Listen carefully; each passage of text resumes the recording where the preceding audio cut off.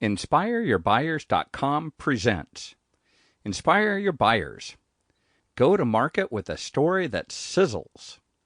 Written and read for you by me, Bruce Scheer. Introduction. In the lead up to the 2020 pandemic, I accompanied the chief commercial officer of one of my clients, a multinational enterprise based in Europe, to their company sales event. The CCO, referred to as Jeremy for confidentiality purposes, had spent a year attempting to alter the company's messaging and positioning. His aim was to convey that the company was highly innovative and equipped to assist clients in adapting to rapid changes in their industry. Additionally, he wanted to emphasize the company's global presence and ability to bring cutting-edge innovations from all over the world to bear in local customer situations. While at the sales event, we met with some of Jeremy's regional revenue leaders.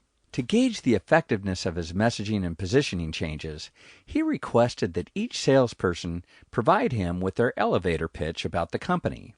Unfortunately, the results were disheartening. The salespeople spoke of the company's longevity since World War II, which suggested that the company was old-fashioned and set in its ways. They also mentioned the company's origins and deep connection to a specific region, as well as several random messaging points that Jeremy believed would only confuse and turn off their target customers. In essence, he heard the exact opposite of what he had hoped for. About halfway through the meeting, Jeremy, although he maintained his professional demeanor, felt depressed. He couldn't understand why nobody understood the new corporate positioning and how to stay on message. What's worse, he knew there was a real cost. They were a legacy organization in their field and faced extreme market pressure from new, nimble startups. Sales and revenue were down, and they were losing market share. At the same time, they had multiple innovative solutions and had made big investments that were ready for prime time. Ultimately, they needed the new positioning and messaging to take hold and to accelerate revenue growth, especially for Jeremy to keep his job. Jeremy's problem was that, while he generally knew what he wanted to communicate, he didn't have a story he could tell his team that showed how the company was innovating, and he didn't have a story he could tell target customers about how the company's innovation would help them. People understand and organize the world through stories.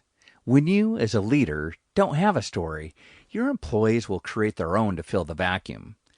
That's why he got so many people talking about the history of the company and its deep connection to a single region, with each of them telling their own stories with their own spins and points of emphasis. And all the varied stories didn't express just how innovative and progressive they were. I call the issue Jeremy faced random acts of conversation. And it wasn't just for his sales team. The marketing team for his company was producing random acts of content by building their own stories. Essentially, each team was doing whatever they wanted and trying different ideas without a true overarching sense of what mattered to their customers. The team didn't have any idea how to communicate with customers in a way that inspired them to buy.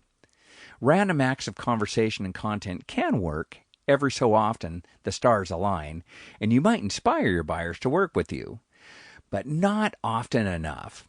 Usually, a customer will go through the sales cycle, not find anything that resonates with them, and leave uninspired. You don't get the business. At a lunch break in the sales meeting, once the CCO had composed himself, we had a rich discussion about the importance of a go-to-market narrative and how this would appeal to his customers, his marketing people, his salespeople, and his product team. He mentioned that solving this lack of narrative problem would be one of his top priorities, and he would make budget to solve this problem immediately. On the spot, he engaged with me to help them get their story straight. Over the next few months, we worked together to develop a go-to-market narrative for their company, and the results were excellent. His revenue organization was trained in the new narrative and started using it in their selling conversations and content marketing initiatives. From a strategic standpoint, they went so far as to reorganize the entire organization around the solution we had framed in their new go-to-market narrative. Chances are, you might recognize yourself in Jeremy's story. Sample complete. Ready to continue?